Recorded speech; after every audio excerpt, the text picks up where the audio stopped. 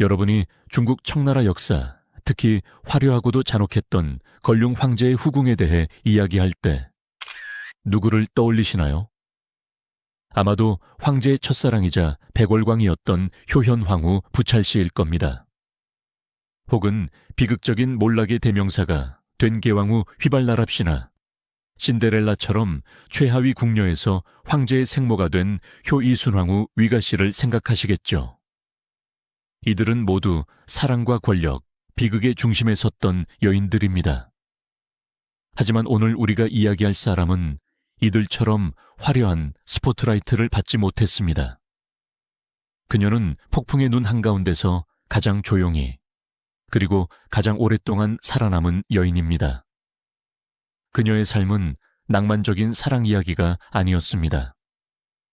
그녀의 삶은 화려한 비단옷 아래 감춰진 차갑고도 치열한 생존기였습니다. 어떤 이들은 그녀를 두고 겉으로는 더없이 유순하고 현명했지만 속으로는 그 누구보다 차가운 현실을 직시했던 무서운 전략가였다고 평합니다. 과연 그녀는 정말 그런 사람이었을까요? 아니면 그 거대한 황금 감옥에서 살아남기 위해 자신의 모든 감정을 스스로 죽여야 했던 역사상 가장 고독한 승리자였을까요? 오늘의 이야기는 걸륭제의 후궁 유기비 해가씨입니다. 그녀가 어떻게 60년이 넘는 세월 동안 그 무서운 자금성에서 살아남았는지, 그리고 그 생존의 대가로 무엇을 잃어야 했는지, 그 길고도 고독했던 삶의 여정을 따라가 보겠습니다.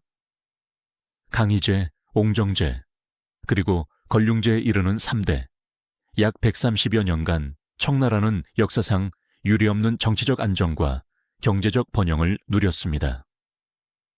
특히 걸륭제는 할아버지와 아버지가 닦아놓은 탄탄한 기반 위에서 광대한 영토와 넘쳐나는 국고를 바탕으로 절대 권력을 휘둘렀습니다. 걸륭제 자신도 완벽한 군주였습니다. 그는 명민한 통치자였고 학문과 예술에 조예가 깊은 예술가였으며 동시에 만주족의 기상을 잃지 않은 용맹한 전사였습니다. 그는 스스로를 십전노인이라 칭하며 자신의 치세가 완벽하다고 자부했습니다. 이런 완벽한 황제가 통치하는 제국의 심장부, 자금성. 그 안에서도 가장 깊고 화려한 곳이 바로 후궁입니다. 하지만 우리가 드라마에서 보는 낭만은 그곳에 없었습니다. 걸륭시대의 후궁은 사랑의 공간이 아니라 철저하게 계산된 정치적 시스템이었습니다. 이 시스템은 단 2가지를 위해 존재했습니다. 첫째, 황제의 혈통, 즉 후계자를 안정적으로 생산하는 것. 둘째, 만주족, 몽골족, 한족 등 다민족으로 구성된 제국의 지배층을 혼인이라는 고리로 묶어두는 것. 후궁의 여인들은 황제의 아내이기 이전에 가문을 대표하는 인질이자 외교관이었으며 동시에 황손을 생산해야 하는 도구였습니다. 이곳은 철저한 계급 사회였습니다. 최고 정점에 단 한 명의 황후가 있습니다. 그녀는 내명부의 수장으로 법적인 아내이자 국모입니다. 그 아래 황제의 총애나 특별한 공로로 임명되는 황귀비가 있습니다. 다음은 귀비, 빈입니다. 여기까지가 후궁에서 고위층으로 불리는 여인들입니다.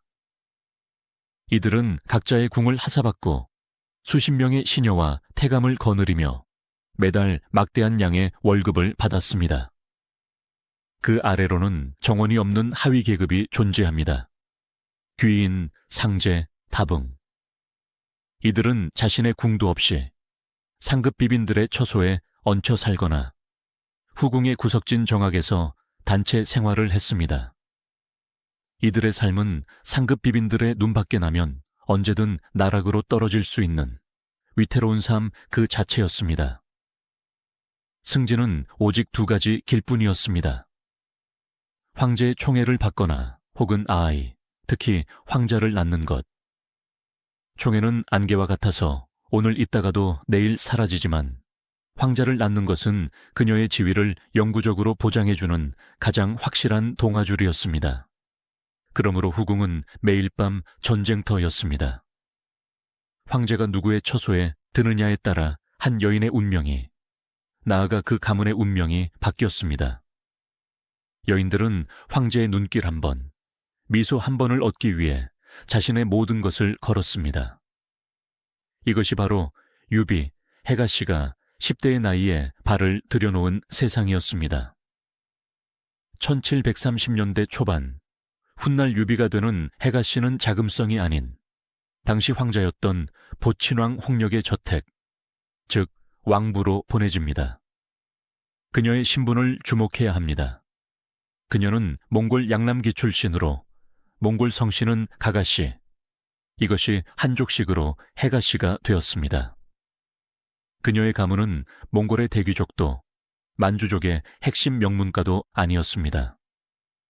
그저 남원해자라는 황실 사냥터를 관리하던 중간급 관리의 딸이었습니다. 그녀가 보친왕부에서 받은 지위는 격격기였습니다. 우리가 흔히 공주의 의미로 알고 있는 격격과는 전혀 다릅니다.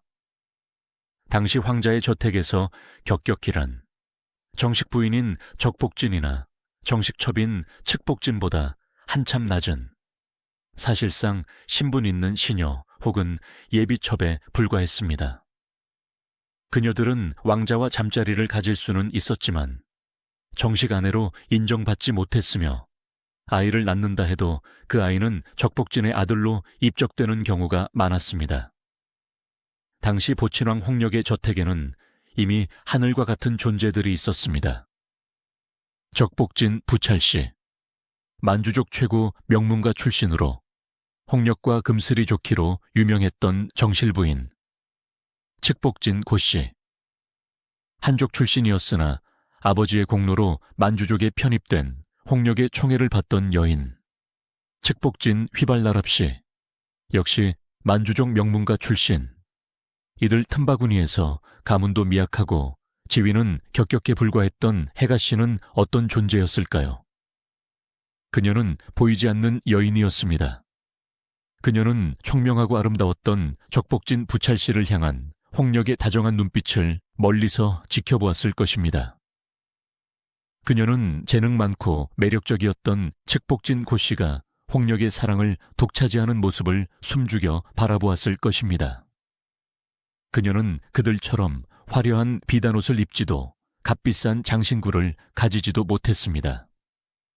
그저 왕부 한 구석의 작은 방에서 윗전의 눈치를 살피며 언젠가 왕자가 자신을 한번 돌아봐 줄까 기대하는 수많은 격격 중 한 명이었습니다. 그녀가 무슨 생각을 했는지, 어떤 감정을 느꼈는지에 대한 기록은 단 한 줄도 없습니다. 이것이 그녀의 비극이자 무기였습니다. 그녀는 이 시기부터 침묵하는 법과 기다리는 법을 본능적으로 터득하고 있었을지도 모릅니다. 그녀의 나이 10대 후반에서 20대 초반.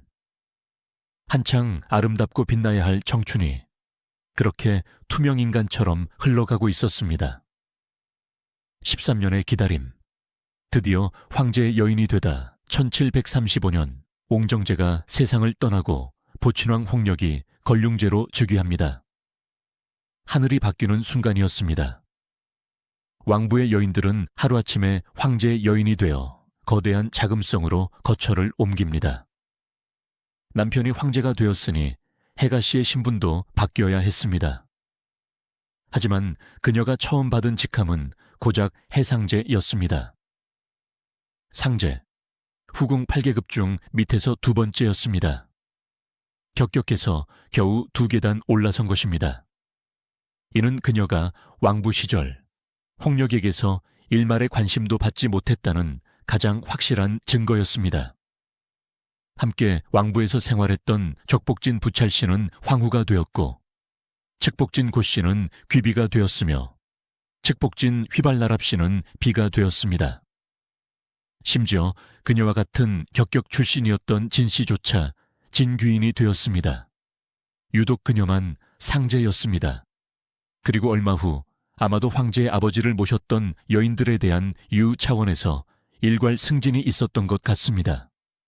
그녀는 해귀인이 됩니다. 귀인, 여전히 낮은 신분이었습니다. 자금성에는 매년 수녀 선발을 통해 그녀보다 어리고 아름답고 가문 좋은 10대 소녀들이 쏟아져 들어왔습니다. 걸륭제는 젊고 활기찬 황제였고 그의 시선은 새로운 여인들을 향했습니다. 해가 씨는 이제 20대 중반이었습니다. 후궁에서는 늙은 나이로 접어들고 있었습니다. 그녀는 무슨 생각을 했을까요? 자신의 처소를 스쳐 지나가는 화려한 황제의 행렬을 보며 절망했을까요? 매일 밤 들려오는 다른 궁의 웃음소리와 악기소리를 들으며 질투심에 잠 못 이루었을까요? 기록은 여전히 침묵합니다. 그녀는 마치 자금성이라는 거대한 기계 속의 부품처럼 조용히 자신의 자리에 머물렀습니다. 걸륭 원년, 2년, 3년. 시간은 무심하게 흘렀습니다. 황제는 첫사랑인 효현황후와 변함없이 금슬이 좋았고 총애하던 해현황귀비고 씨는 황제의 아이를 연이어 임신했습니다. 다른 비빈들도 앞다투어 황손을 낳았습니다. 후궁은 새로운 생명의 탄생과 황제의 총애를 얻기 위한 암투로 그 어느 때보다 소란스러웠습니다. 오직 해귀인의 영수궁만이 적막했습니다. 그녀가 보친왕의 격격으로 들어온 지 10년, 황제가 즉위한 지 5년이 넘어가고 있었습니다. 그녀의 나이는 27세가 되었습니다. 당시 기준으로 27세는 처사이를 낳기엔 불가능에 가까운 나이였습니다. 모두가 그녀를 잊힌 여인으로 취급했습니다. 아마 그녀 자신조차도 자신의 운명을 받아들이고 이대로 자금성 구석에서 조용히 늙어 죽어가리라 생각했을지도 모릅니다. 그렇게 모든 희망이 사라져가던 걸륭 6년의 어느 날 기적이 일어났습니다. 해귀인 해가씨, 회임하다. 무려 13년. 그녀가 홍력을 만난 지 13년 만에 첫 임신이었습니다. 이 소식은 후궁을 발칵 뒤집어 놓았습니다. 27세의 늙은 귀인, 황제의 관심조차 받지 못하던 그녀가 임신을 한 것입니다. 이것은 단순한 임신이 아니었습니다. 이것은 그녀의 인생을 건 가장 절박하고도 극적인 승부수였습니다. 그녀가 어떻게 13년간 잊혔던 황제의 발길을 자신의 처소로 돌렸는지 그 과정은 역사에 기록되어 있지 않습니다. 하지만 분명한 것은 그녀가 이 단 한 번의 기회를 붙잡았다는 것입니다. 그리고 이 기회는 그녀의 인생을 송두리째 바꿔놓게 됩니다. 걸륭 6년 2월 7일 해귀인은 아들을 낳았습니다. 황제의 5번째 아들 아이신기호로 영기였습니다. 이 출산은 결코 순탄하지 않았을 것입니다. 27세의 노산이었고 첫 출산이었습니다. 게다가 이 아이는 그녀의 목숨줄이자 그녀가 후궁에서 살아남을 수 있는 유일한 희망이었습니다. 아들을 낳은 공로로 그녀는 즉시 빈으로 승격됩니다. 빈은 고위 후궁으로 들어서는 첫 번째 관문이었습니다. 그녀는 드디어 자신의 궁을 가질 수 있게 되었습니다. 황제는 그녀에게 유라는 봉호를 내립니다. 기쁠 유. 황제가 이 아들의 탄생을 얼마나 기뻐했는지 알 수 있는 대목입니다. 왜였을까요? 당시 걸륭제에게는 아들이 귀했습니다. 황장자 영왕, 2황자 영년, 3황자 영장이 있었지만 2황자 영년은 이미 2년 전에 요절한 상태였습니다. 황자는 단 2명뿐이었습니다. 이런 상황에서 태어난 5 황자 영기는 가뭄의 단비와도 같았습니다. 유빈 해가씨, 그녀는 더 이상 보이지 않는 여인 해귀인이 아니었습니다. 그녀는 황제의 아들을 낳은 당당한 유빈이 되었습니다. 그녀는 13년의 침묵을 깨고 아들이라는 가장 강력한 무기를 손에 쥐고 화려한 후궁의 무대 정중앙으로 걸어 나오고 있었습니다. 하지만 그녀는 몰랐습니다. 그녀가 손에 쥔 이 무기가 그녀의 삶을 가장 빛나는 순간으로 이끌어줄 태양이자 동시에 그녀의 남은 생을 암흑 속으로 밀어넣을 절망의 씨앗이 될 줄은 말입니다. 그녀의 진짜 이야기는 바로 지금부터 시작입니다. 13년의 기다림 끝에 아들을 낳고 유빈이 된 해가 씨. 그녀는 마침내 이 황금 감옥에서 자신만의 가장 강력하고도 유일한 무기를 손에 쥐었습니다. 하지만 아들을 낳은 것은 이 무서운 궁궐에서 전쟁의 시작에 불과했습니다. 수많은 시기와 질투 속에서 이 아이를 지켜내고 나아가 황제의 눈에 들게 키워내는 것은 완전히 다른 차원의 싸움이었습니다. 과연 그녀는 어떤 어머니였기에 이 아들을 제국의 가장 빛나는 태양으로 키워낼 수 있었을까요?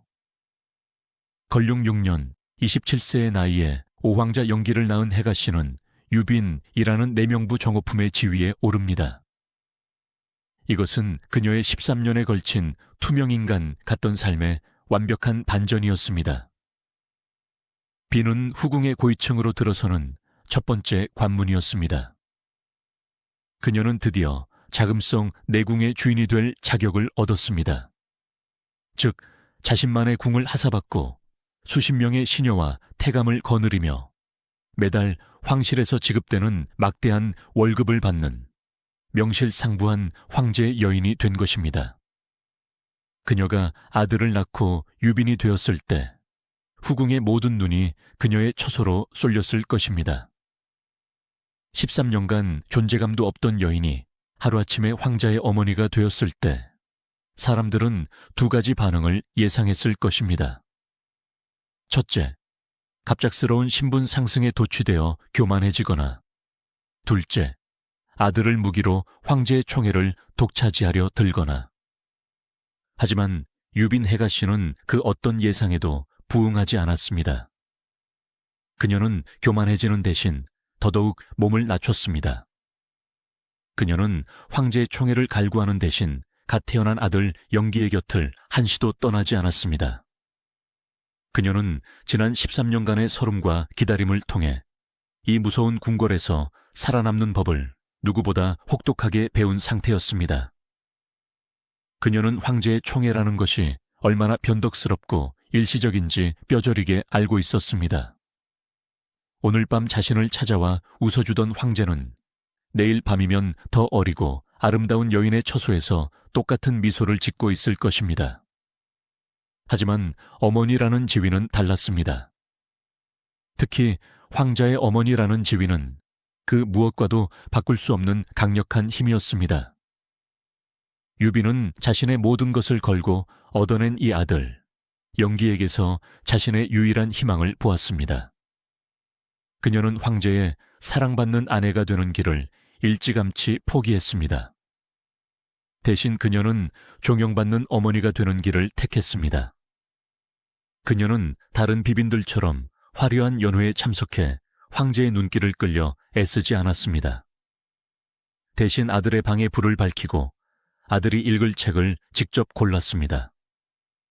그녀는 다른 여인들처럼 패거리를 만들어 권력을 도모하지 않았습니다. 대신 아들에게 올바른 스승을 붙여주기 위해 조용히 내무부에 연락했습니다. 그녀의 이러한 태도는 걸륭제의 눈에 매우 현명하게 비쳤습니다. 걸륭제는 똑똑했지만 질투심 많았던 효현황후도, 매력적이었지만 병약했던 혜현황귀비도, 심지어 조용했지만 속을 알 수 없었던 개왕후도 겪어본 남자였습니다. 그는 여인들의 욕망과 암투에 신물이 나 있었습니다. 그런 황제에게 아들을 낳았음에도 불구하고 분수를 알고 조용히 자신의 본분에만 충실한 유빈의 모습은 신선한 안정감을 주었을 것입니다. 그녀는 황제에게 아무것도 요구하지 않았습니다. 바로 그 점이 황제로 하여금 그녀를 신뢰하게 만들었습니다. 건룡 10년, 영기가 5살이 되던 해, 걸륭제는 대대적인 후궁 승진을 단행합니다. 이때 유빈 해가 씨는 비, 즉 정산품 유비로 승격됩니다. 이것은 엄청난 승진이었습니다. 불과 4년 만에 귀인에서 비가 된 것입니다. 이는 그녀가 황제의 총애를 받아서가 아니었습니다. 이것은 오황자 영기가 그만큼 총명하게 잘 자라주고 있다는 것에 대한 보상이자 황제의 공식적인 인정이었습니다. 그녀는 이제 유비가 되었습니다. 유라는 봉호처럼 그녀의 삶은 비로소 기쁨으로 채워지는 듯했습니다. 그녀는 자신의 모든 희망을 아들 영기에게 걸었고 영기는 그 기대에 완벽하게 부응하기 시작합니다. 유비 해가씨가 자신의 인생을 걸고 키워낸 아들, 다섯 황자 영기는 그야말로 완벽한 황태자의 표본이었습니다. 그는 아버지가 꿈꿨던 모든 것을 갖춘 청나라 역사상 가장 이상적인 황자였습니다. 무엇이 그를 그토록 완벽하게 만들었을까요? 첫째, 그는 천재였습니다. 영기는 언어적 재능이 경이로웠습니다. 그는 만주족의 모국어인 만주어, 제국의 공용어인 한어, 그리고 동맹이자 지배층의 일원인 몽골어까지 세계 국어를 자유자재로 구사했습니다. 특히 당시 만주족 황족들이 점점 한족화되어 만주어를 잊어가는 것을 개탄했던 걸륭제에게 만주어의 능통한 영기는 보물 그 자체였습니다. 그의 천재성은 언어에만 그치지 않았습니다. 그는 당대 최고의 학자들과 어깨를 나눌 정도의 학식을 갖췄습니다. 유교 경전은 물론 시, 서, 회도 능했습니다. 이는 예술가 황제였던 걸륭제와 대화가 통하는 유일한 아들이었다는 뜻입니다. 더욱 놀라운 것은 그가 과학에 조예가 깊었다는 점입니다. 영기는 천문학, 지리학, 그리고 수학에 심취했습니다. 그는 당대의 수학자들과 함께 역법을 연구하고 천문기구를 관측했습니다. 유교 경전만을 학문으로 치부하던 보수적인 황족들 사이에서 실용학문인 과학에까지 통달한 영기의 존재는 독보적이었습니다. 둘째, 그는 완벽한 만주족 전사였습니다. 걸륭제는 황자들이 서재에만 틀어박혀 나약한 한족 선비처럼 되는 것을 극도로 경계했습니다. 우리는 말을 타고 천하를 얻었다. 이것이 만주족의 정체성이었습니다. 영기는 이 아버지의 우려를 완벽하게 불식시켰습니다. 그는 청나라 황자 중 가장 뛰어난 기마술을 가졌습니다. 그는 달리는 말 위에서 활을 쏘아 관역을 마치는 만주족 고유의 궁술에 천재적인 재능을 보였습니다. 문과 무를 겸비한 것, 이것은 걸륭제 자신이 평생 추구했던 이상적인 군주의 모습이었고 영기는 그 아버지의 이상을 완벽하게 체현해냈습니다. 셋째, 그리고 가장 중요했던 것, 그는 효자였습니다. 아무리 똑똑하고 능력이 뛰어나도 인성이 바르지 않다면 소용없습니다. 특히 수많은 아들들의 권력 다툼 속에서 황제가 된 옹정제의 아들, 걸륭제는 아들의 인성과 효심을 무엇보다 중요하게 생각했습니다.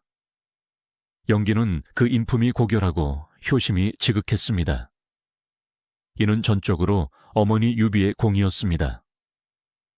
유비는 아들이 천재성을 드러낼 때마다 교만해지지 않도록 다잡았습니다.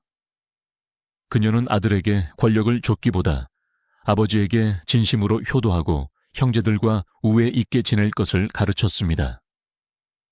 유비는 알고 있었습니다. 황제가 가장 두려워하는 것은 야심만만한 아들이라는 것을. 그래서 그녀는 영기를 야심이 아닌 충심과 효심을 갖춘 아들로 키워냈습니다. 걸륭제는 이런 영기를 어찌 사랑하지 않을 수 있었을까요? 그에게는 다른 아들들도 있었습니다. 황장자 영왕과 삼황자 영장은 걸륭제가 가장 사랑했던 효현황후의 장례식에서 슬퍼하는 기색이 역력하지 않다는 이유로 황제의 노여움을 사 일찌감치 후계자 구도에서 탈락했습니다. 황제가 비밀리에 황태자로 정했던 두 번째 황자 영녀는 9살에 요절했습니다. 효현황후가 낳은 또 다른 아들, 7번째 황자 영종 역시 2살에 요절했습니다. 걸륭제의 희망이 연이어 꺾여나가던 그 절망의 순간, 다섯 번째 황자 영기가 혜성처럼 성장하고 있었던 것입니다. 걸륭제는 공식 석상에서 내 아들 영기는 효심이 지극하고 다재다능하며 그 인품이 고결하다라고 공개적으로 칭찬하는 것을 망설이지 않았습니다. 황제의 시선은 이제 오로지 영기에게만 고정되었습니다. 어머니 유비는 이 모든 과정을 조용히, 그러나 가슴 벅차게 지켜보았습니다. 그녀의 아들은 이제 그녀만의 아들이 아니었습니다. 영기는 제국의 태양이 되어가고 있었습니다. 영기가 황제의 절대적인 신임을 얻게 된 결정적인 사건이 발생합니다. 걸륭 28년 5월, 황제가 머물던 피서지이자 별궁인 원명원의 구주청연 정학에 큰 불이 났습니다. 목조 건물이었던 궁은 순식간에 불길에 휩싸였습니다. 태감들과 시위들, 궁녀들이 비명을 지르며 밖으로 도망치기 바빴습니다. 그야말로 아수라장이었습니다. 이때 걸륭제는 미처 불길을 피하지 못하고 정각 안에 고립되어 있었습니다. 연기가 자욱하고 불길이 사방을 에워싸 황제의 목숨이 위태로운 순간이었습니다. 모두가 자신의 목숨을 구하기 위해 도망칠 때 단 한 사람 22세의 청년 연기가 불길 속으로 뛰어들었습니다. 그는 망설이지 않았습니다.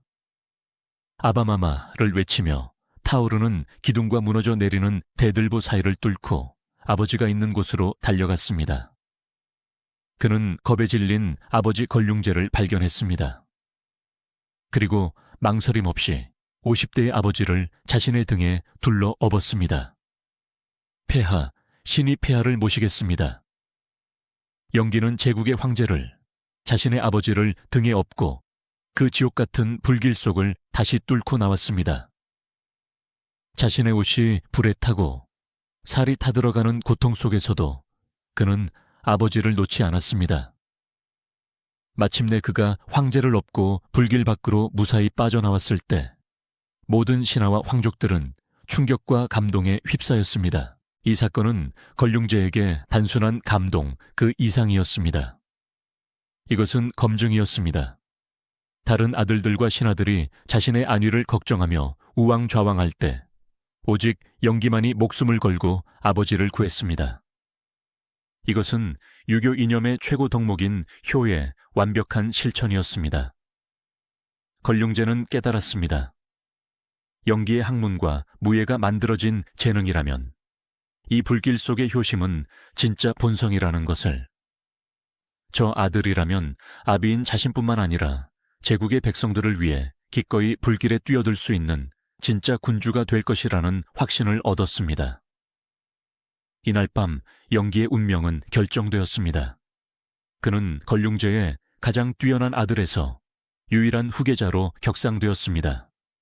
그리고 이 소식을 전해 들었을 어머니 유비, 그녀는 아마 아들의 무모한 용기에 가슴을 쓸어내리면서도 그 누구보다 뜨거운 눈물을 흘렸을 것입니다.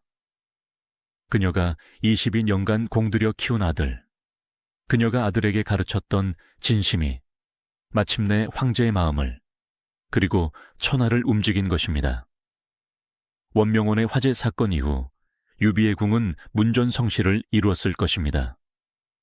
모든 황족과 대신들은 이제 유비를 미래의 황태후로 대우했습니다.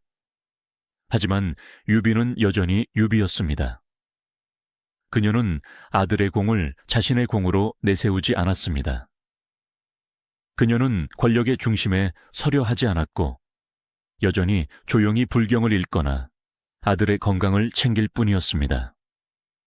그녀의 이런 변함없는 태도는 오히려 그녀의 위상을 더욱 공고히 했습니다.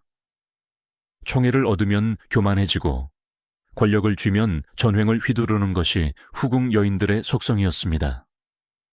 하지만 유비는 그 모든 것을 초월한 듯 보였습니다. 사람들은 그녀를 존경하기 시작했습니다. 단순한 황자의 어머니가 아니라 저토록 완벽한 황자를 키워낸 위대한 어머니로서 말입니다. 그리고 마침내 그녀의 인생에서 가장 빛나는 순간이 찾아옵니다. 건륭 30년 11월. 건륭제는 오황자 영기를 화석화 친왕에 봉한다는 조서를 내립니다. 이것은 청나라 전체를 뒤흔든 사건이었습니다. 친왕은 황자에게 줄 수 있는 가장 높은 자귀였습니다. 보통 이 자귀는 황제가 즉위한 후에야 형제들에게 주어지거나 죽은 황자를 추존할 때 사용되었습니다. 살아있는 황자, 그것도 25살의 젊은 황자에게 친왕 자귀를 내린 것은 건륭제의 아버지인 옹정제가 자신의 후계자였던 건륭제에게 내렸던 것과 같은 파격적인 조치였습니다. 더욱 중요한 것은 화라는 칭호였습니다. 화친왕이라는 칭호는 건륭제가 평생 가장 존경하고 의지했던 숙부 옹정제의 13번째 아들의 자귀였습니다. 건륭제는 자신에게 가장 의미 있고 영광스러운 그 칭호를 오황자 영기에게 물려준 것입니다. 이것은 밀건보기를 뛰어넘는 사실상의 공개적인 황태자 선언이었습니다. 짐의 뒤는 오황자 영기가 이을 것이다. 건륭제는 온 천하에 이렇게 선포한 것입니다. 이때 유비의 나이 51세였습니다. 그녀는 무슨 생각을 했을까요? 13년간 격격과 상제, 귀인으로 숨죽여 살아야 했던 서러운 날들, 27세에 기적처럼 얻은 단 하나의 아들, 그 아들을 위해 자신의 모든 감정을 죽이고 오직 어머니로만 살았던 25년. 이제 그 모든 세월이 보상받는 순간이었습니다. 그녀의 아들은 제국의 후계자가 되었습니다. 그녀는 이제 명실상부한 황태자의 어머니이자 미래의 황태후였습니다. 이것은 그녀의 인생에서 가장 높은 정점이었습니다. 그녀는 자금성에서 승리했습니다. 황제의 사랑 없이도 오직 자신의 아들을 통해 그녀는 이 거대한 황금 감옥의 가장 높은 곳에 올라선 것입니다. 모든 것이 완벽했습니다. 아들은 완벽한 후계자였고 황제는 건강했으며 그녀는 존경받는 어머니였습니다. 그녀는 앞으로 펼쳐질 아들이 황제가 되고 자신이 황태후가 되어 평화롭게 이어질 미래를 꿈꾸었을 것입니다. 하지만 그녀는 몰랐습니다. 운명이라는 신은 가장 빛나는 순간에 가장 잔인한 비수를 숨기고 있다는 것을. 그녀의 생의 가장 높은 정점에서 그녀는 인생에서 가장 깊은 나락으로 추락할 운명이었습니다. 건륭 30년 아들 영기가 화석화 친왕에 봉해지며 51세의 유비는 미래의 황태후라는 한 여인이 오를 수 있는 가장 높은 영광의 문턱에 섰습니다. 모든 것이 완벽했고 그녀의 40년에 걸친 인내는 완벽한 보상을 받는 듯 했습니다. 하지만 그녀는 몰랐습니다. 운명이라는 신은 가장 눈부시게 빛나는 순간에 가장 어둡고 잔인한 비수를 숨기고 있다는 것을, 모든 것을 다 가졌다고 생각했던 그 순간, 그녀의 모든 것을 송두리째 앗아갈 비극의 그림자가 25세 아들의 어깨 위에 드리워지고 있었습니다. 건륭 31년 3월 8일, 황자 영기가 죽었습니다. 그날 유비 해가 씨의 삶도 함께 끝났습니다. 비록 그녀의 심장은 52세의 나이에도 불구하고 뛰고 있었지만 그녀의 삶이라고 부를 수 있었던 모든 것, 그녀의 25년짜리 희망, 그녀의 유일한 존재 이유, 그녀가 13년의 기다림 끝에 얻은 단 하나의 기쁨, 은 아들의 마지막 숨과 함께 사라졌습니다. 그녀의 봉호는 기쁠유자였습니다. 이제 이 글자는 그녀의 삶에 대한 가장 잔인하고도 끔찍한 조롱이 되었습니다. 아들 영기의 장례는 황태자의 예에 버금갈 만큼 성대하게 치러졌습니다. 아버지 건륭제는 가장 사랑했던 아들을 잃은 슬픔을 숨기지 않았습니다. 그는 통곡했고 아들을 그리워하는 시를 썼으며 짐은 본래 영기를 황태자로 삼으려 했다고 공공연히 말하며 신하들 앞에서 비통함을 드러냈습니다. 황제는 자신의 슬픔을 표현할 수 있었습니다. 그는 황제였으니까요. 하지만 유비는 어땠을까요? 그녀는 황제의 비였습니다. 그녀는 황제가 가장 사랑했던 아들의 어머니라는 공적인 역할을 수행해야 했습니다. 그녀는 아들을 잃은 슬픔에 미쳐 날뛰어서도 안 되었고, 그렇다고 너무 무덤덤해서도 안 되었습니다. 그녀는 완벽하게 절제된 슬픔을 연기해야 했습니다. 아들의 관이 나갈 때 그녀는 아마도 수많은 황족과 신하들이 지켜보는 앞에서 교과서처럼 무너져 내렸다가 시녀들의 부축을 받고 겨우 몸을 가누는 슬프지만 기품을 잃지 않는 모습을 보여주었을 것입니다. 하지만 그 모든 의식이 끝나고 자금성에 붉은 담장한 텅 빈 자신의 궁으로 돌아왔을 때 그녀는 무엇을 했을까요? 아들의 온기가 사라진 방에서 그녀는 소리내어 울었을까요? 아니면 너무나 큰 충격에 눈물조차 나오지 않아 텅 빈 벽을 바라보며 밤을 지새웠을까요? 역사는 그녀의 슬픔에 대해 단 한 줄도 기록하지 않았습니다. 이것이 그녀의 비극을 상징적으로 보여줍니다. 그녀는 황제의 여인이었지만 그녀의 개인적인 고통은 역사의 관심사가 아니었습니다. 그녀에게 남은 것은 아무것도 없었습니다. 그녀의 나이 52세. 더 이상 아이를 낳을 수도 황제의 총애를 기대할 수도 없는 나이였습니다. 그녀가 미래의 황태후가 될 것이라며 그녀의 궁을 드나들던 모든 사람의 발길이 하루아침에 뚝 끊겼습니다. 그녀는 이제 권력의 중심이 아니라 동정과 이침의 대상이 되었습니다. 그녀의 궁은 자금성에서 가장 조용하고 가장 슬픈 섬이 되었습니다.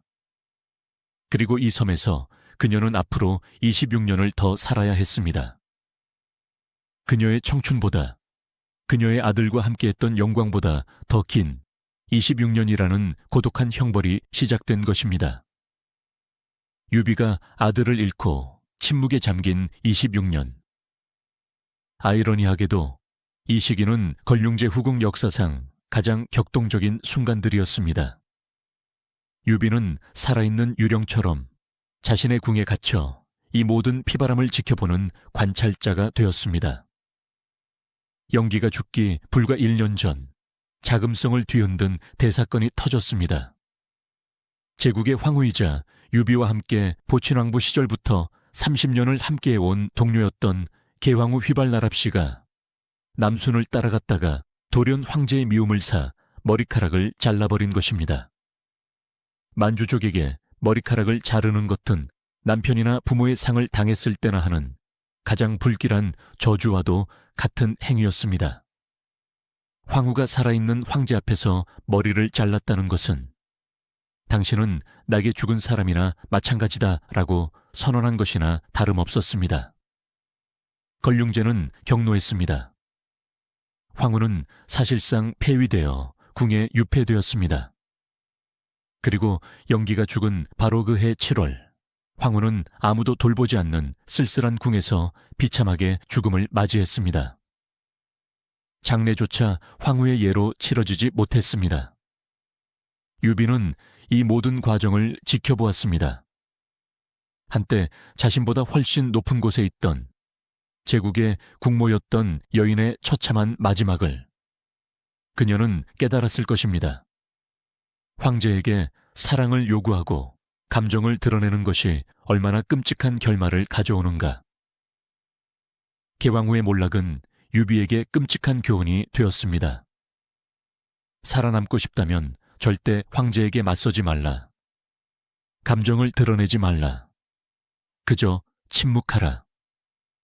아들을 잃은 그녀에게 남은 유일한 생존 전략은 개왕후의 정반대편에 서는 것, 즉 완벽한 침묵이었습니다. 개왕후가 몰락하고 완벽한 후계자 영기가 죽었습니다.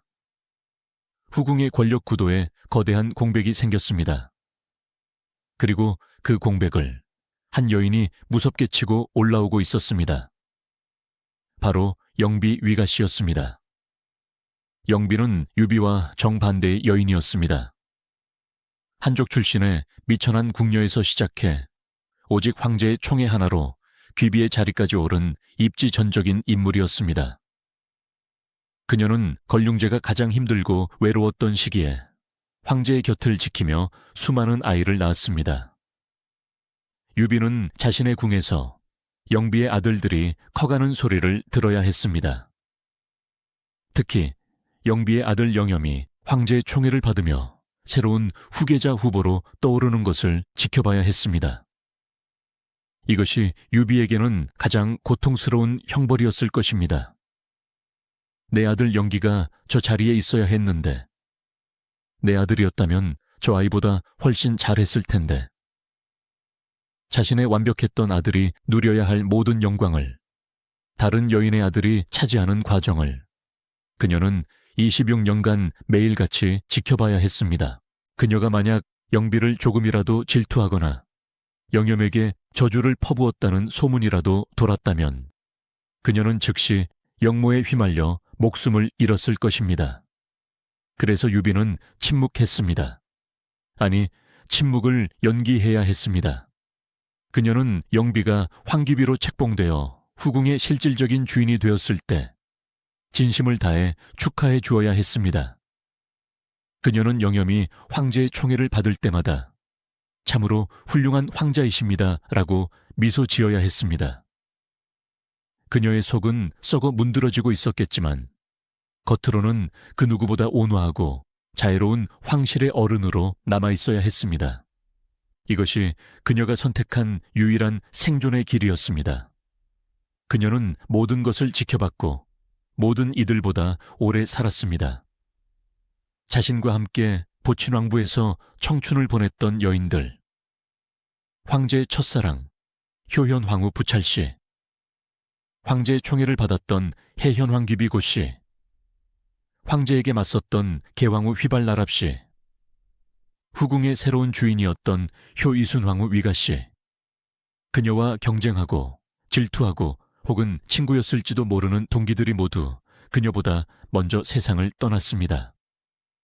화려했던 걸륭제 1기 후궁 멤버 중 오직 그녀 유비 해가씨만이 홀로 남았습니다.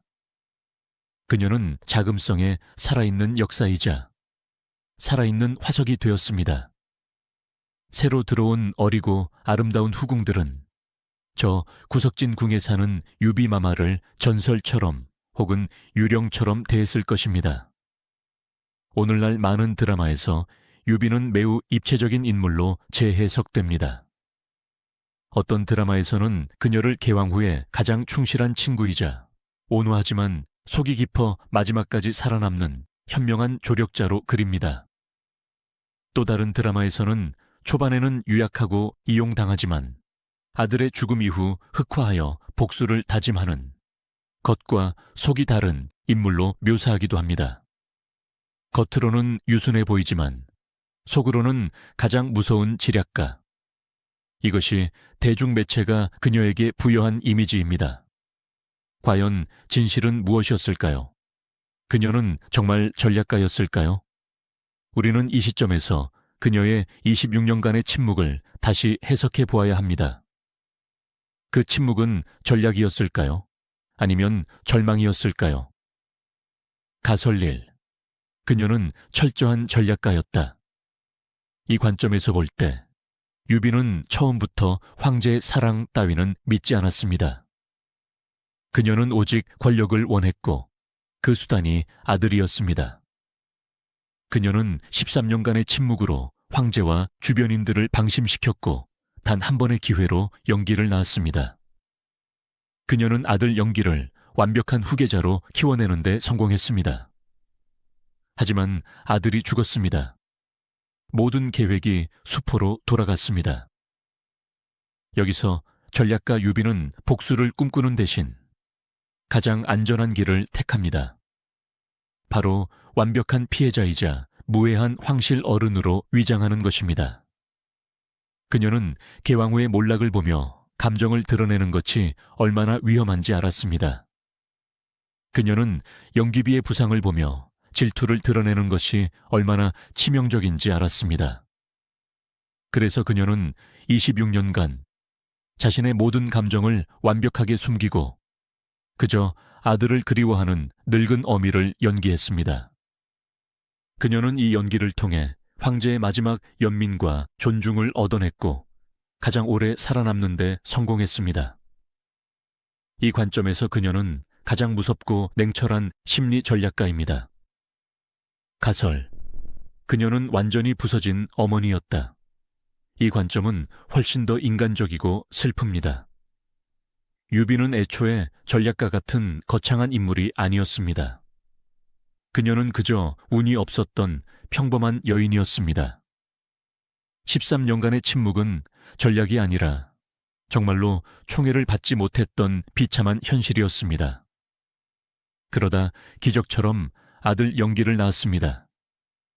그녀는 권력을 위해서가 아니라 정말 어머니로서 이 아들이 너무나 사랑스럽고 자랑스러워 자신의 모든 것을 바쳐 아들을 키웠습니다.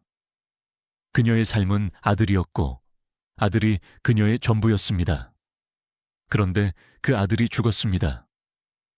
그녀의 26년간의 침묵은 연기나 전략이 아니었습니다. 그것은 실제였습니다. 그녀는 정말로 부서졌습니다.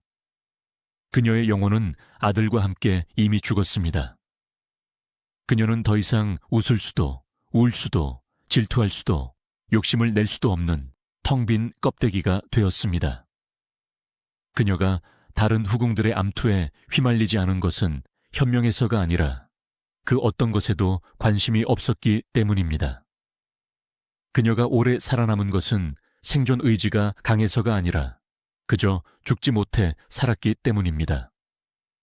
결론, 침묵이라는 감옥 아마도 진실은 이 두 가지 가설의 슬픈 중간 어디쯤에 있을 것입니다.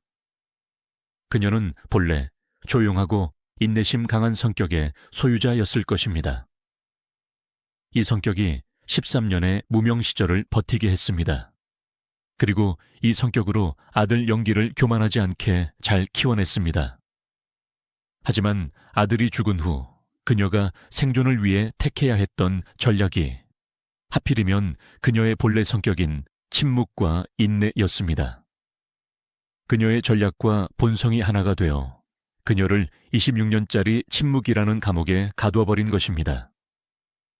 그녀는 현명한 척 연기한 것이 아니라 그저 현명하게 침묵하는 것 외에 그녀가 할 수 있는 일이 아무것도 없었습니다. 1792년 걸륭제가 81세의 노인이 되었을 때 유비 해가시의 나이도 78세가 되었습니다. 그녀는 걸륭제의 초기 후궁 중 유일한 생존자였습니다. 그녀는 황제의 젊은 시절을 기억하는 황제에게 남은 마지막 동료였습니다. 걸륭제는 말년의 유비를 어떻게 대했을까요? 기록에 따르면 황제는 늙은 유비를 황실의 큰 어른으로 깍듯하게 이유했습니다. 그는 왜 그녀를 존중했을까요? 첫째, 그녀는 영기의 어머니였기 때문입니다. 걸륭제는 평생 오왕자 영기를 잊지 못했습니다. 그에게 영기는 완벽했던 과거이자 가장 큰 아쉬움이었습니다. 늙은 유비를 볼 때마다 황제는 자신의 가장 빛났던 아들을 떠올렸을 것입니다. 둘째, 그녀는 60년 가까운 세월 동안 단 한 번도 황제를 귀찮게 하지 않았기 때문입니다. 그녀는 질투를 하지도 권력을 탐하지도 스캔들을 일으키지도 않았습니다. 아들이 죽는 그 거대한 비극 앞에서도 그녀는 묵묵히 자신의 슬픔을 안으로 사귀며 황제의 곁을 지켰습니다. 수많은 여인들의 욕망과 배신에 지친 노년의 황제에게 유비의 이 변함없는 침묵은 그 어떤 위로보다 큰 신뢰와 안정감을 주었을 것입니다. 1792년 5월 유비 해가씨는 78세의 나이로 자금성의 그 텅 빈 궁에서 조용히 눈을 감았습니다. 10대의 궁에 들어와 60여 년 만에 처음으로 자유를 얻은 것입니다. 그녀의 죽음을 보고받은 걸륭제는 그녀의 마지막에 최고의 영예를 더해주기로 결정합니다. 유비를 유기비로 추존하라. 귀비, 그녀는 살아생전 비의 자리에 머물렀지만 죽어서야 귀비가 되었습니다. 이것은 그녀, 해가 씨 개인에 대한 보상이었을까요? 아닙니다. 이것은 화석화 친왕 영기의 어머니에 대한 걸륭제가 아들에게 해줄 수 있었던 마지막 예우였습니다. 그녀의 삶은 그렇게 시작부터 끝까지 영기의 어머니로 정의되고 영기의 어머니로 끝났습니다. 그녀의 진짜 이름 해가 씨의 삶은 그 어디에도 없었습니다. 그녀의 삶은 그저 궁녀의 비극으로 끝나지 않습니다. 그녀의 아들 영기의 죽음은 한 제국이 근대화로 나아갈 수 있었던 마지막 기회가 좌절된 거대한 역사의 비극 그 자체였던 것입니다. 그리고 유비는 그 거대한 비극의 중심에서 모든 희망이 꺾이는 것을 온몸으로 목격한 증인이었습니다. 우리는 오늘 걸륭 황제의 수많은 여인들 중 가장 조용히 그리고 가장 오래 살아남았던 한 여인 유기비 해가 씨의 삶을 돌아보았습니다. 그녀의 이야기는 화려한 사랑이나 극적인 암투와는 거리가 봅니다. 그녀의 이야기는 기다림으로 시작해 희망으로 타올랐다가 절망으로 무너지고 침묵으로 끝을 맺은 한 여인의 78년짜리 인내에 대한 기록입니다. 그녀는 황제의 진정한 사랑을 받지 못했습니다. 어쩌면 그녀는 황제의 사랑을 받을 수 없을 만큼 현명했기 때문인지도 모릅니다. 사랑은 때로 맹목적이고 비이성적이어야 하지만 그녀는 단 한순간도 이성을 잃거나 현실 감각을 놓지 않았습니다. 그녀는 사랑 대신 생존을 택했고 결국 살아남았습니다. 그녀는 13년의 무시를 견뎠고 25년의 찬란한 희망을 맛보았으며 26년의 기나긴 고독을 감내했습니다. 우리는 그녀를 현명한 생존자라고 부를 수도 가장 불행했던 승자라고 부를 수도 있을 것입니다. 분명한 것은 그녀의 삶이 오늘날 우리에게 잊을 수 없는 질문을 던진다는 것입니다. 만약 당신이 그 거대한 황금 감옥, 자금성에 갇힌 여인이었다면 당신은 모든 것을 걸고 뜨거운 사랑을 택하겠습니까? 아니면 모든 감정을 죽이고 가장 오래 살아남는 고독한 생존자가 되겠습니까? 유기비 해가 씨는 후자를 택했습니다. 그리고 그녀는 역사에 자신의 이름을 남겼습니다. 비록 그 이름이 사랑이 아닌 고독과 인내라는 단어와 함께 기억될지라도 말입니다.